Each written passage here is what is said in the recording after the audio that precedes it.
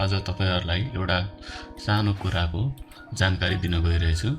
जस्तै कि तपाई कुनै बेला पनि तपाईको पीसी वा ल्यापटपहरुमा जीमेलको स्टोरेज फुल भइरहेको देखिन्छ। जस्तै कि मानिलिउँ मैले एउटा यहाँनेरको यसमा देखाएको छु।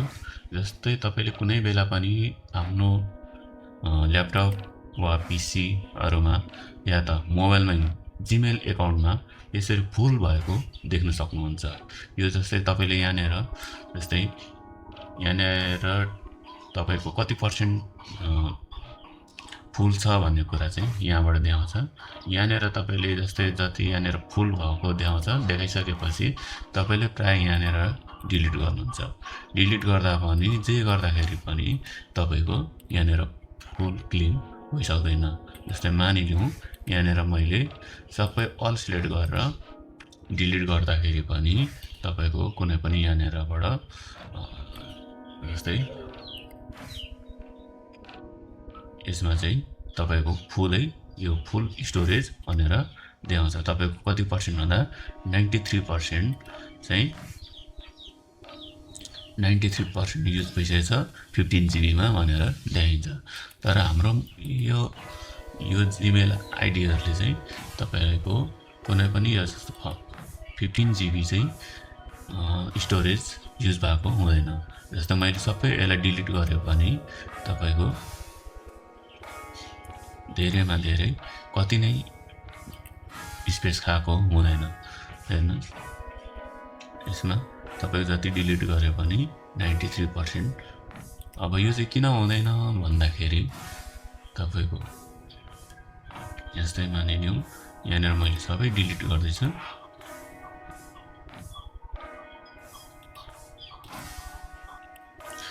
अब तपाईलाई भनेको जस्तै यो सबै खाली गर्दा पनि 93% अझै पनि क्लिन भइसकेको छैन। हामी भने के गल्ती गरिरहेछौँ भने जस्तै पनि हामी यहाँनेर इमेलको डिलिट गर्छौं तर पनि यो क्लिन हुँदैन र यसमा खाली हुँदैन।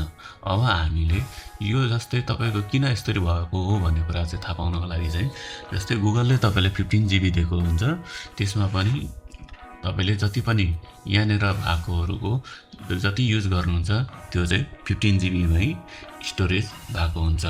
जस्तै गुगल ड्राइभ हैन, Google drive, Gmail, Gemini, mails, search या त कुनै पनि तपाईले फोटोहरु सिटहरु गर्नुभएको छ, सिट बनाउनु भएको छ, जस्तै डकुमेन्टहरु बनाउनु भएको छ भने त्यो सेभ चाहिँ केमा हुन्छ भन्दाखेरि त्यही 15 GB मा सेभ भएर बसेको हुन्छ।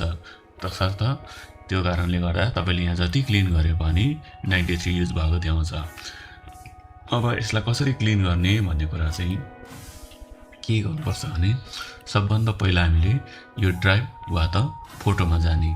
ड्राइभमा कति छ या त अरु कुन-कुनमा छ, हामीले कुन-कुनमा प्रयोग गर्छौं त बढी त्यसमा जाने। जस्तै मैले चाहिँ ड्राइभमा बढी युज गर्छु र ड्राइभमा बढी युज भएको हुनाले ड्राइभमा जाँदा पनि भयो या त यो फोटोमा जाँदा पनि भयो।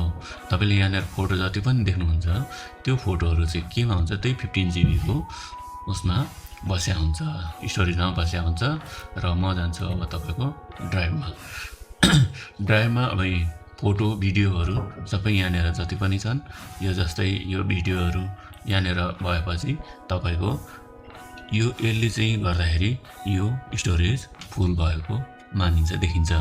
अब यसलाई हटाउनु बित्तिकै तपाईको ड्राइभबाट हटाउनु बित्तिकै तपाईको स्टोरेज खाली हुँदै जान्छ। जस्तै म यहाँबाट हटाउँदै जाउँ, यसलाई पहिला हटाउने मैले। अब यसलाई डिलिट गर्नु बित्तिकै तपाईको हेर्नु कति जीबी मा गर्छ भन्ने कुरा यहाँ देखाउँछ। ल हेर्नुस् त अब यहाँनेर भएकोहरु डिलिट गर्दै जाने या त जस्तै यहाँनेर सिलेक्ट गर्ने। जस्तै यहाँनेर भिडियोहरु भएको जति सबै कहाँ छन् त आफ्नो ड्राइभमा खोज्ने। यी ड्राइभमा भएकोहरु खोजिसकेपछि यहाँनेर भिडियोहरुलाई के गर्ने भ्यु मोर गर्ने। यहाँ भएको जति भिडियोहरुलाई डिलिट गर्दिने, डिलिट गर्दै जाने। त्यसपछि जति पनि भएकोहरु यसमा स्पेस खाली हुँदै जाने गर्छ।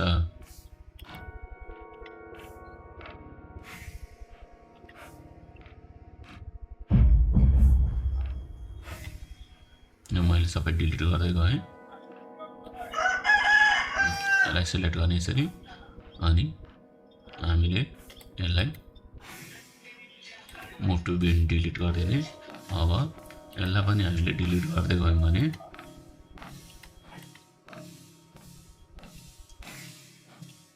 अब हेरौँ कति जिबी खाली भयो भन्ने कुरा चाहिँ यहाँ हामीलाई देखाउँछ। यो 93 मै भयो, किन भन्दाखेरि यो बिनमा पनि बसेको छ। अब यसलाई एम्प्टी बिन गरिदिनु हो भने, डिलिट फरेभर गरिदिनु हो भने यो जस्तै हामीले डिलिट गरेको कुराहरू यो बिनमा बस्छ। जस्तै हामीले यहाँबाट त डिलिट गऱ्यौँ, तर हामीले यो बिनमा डस्टबिनमा हामीले क्लिन गरेको छैन। यसलाई एम्प्टी बिन गरेर डिलिट फरेभर गरिदिउँ भने अब के हुन्छ भन्दा सम्पूर्ण यहाँबाट हाम्रो स्टोरेज खाली हुँदै जान्छ। हेर्नुहोस्, यसलाई पनि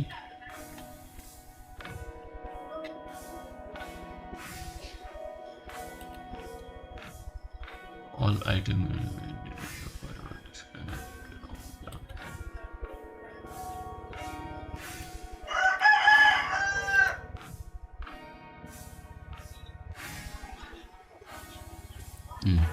अब यो डस्टबिनमा एम्प्टी भइसकेपछि यहाँ हेर्नुहोस् त कति जिबी खाली भयो। अहिले 15 जिबीमा 7.27 मात्रै युज भएको छ 15 जिबीमा। यसरी नै हामीले अरूलाई पनि डिलिट गर्दै जाने हो भने, यसरी डिलिट गर्दै जाने हो भने अब यो बिनमा बसेको हुन्छ। यो जति पनि हामीले डिलिट गरेकाहरू बिनमा बसेको हुन्छ। यसलाई पनि के गरिदिने, एम्प्टी बिन गरिदिने अनि डिलिट फरेभर गरिदिने। अब तपाईँको स्टोरेज अझै खाली हुँदै जान्छ। यसरी अब यहाँ गर्दा पनि नभएमा हामी कहाँ जान सक्छौँ भन्दा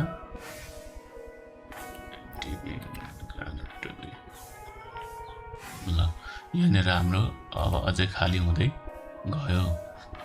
हेर्नुहोस् त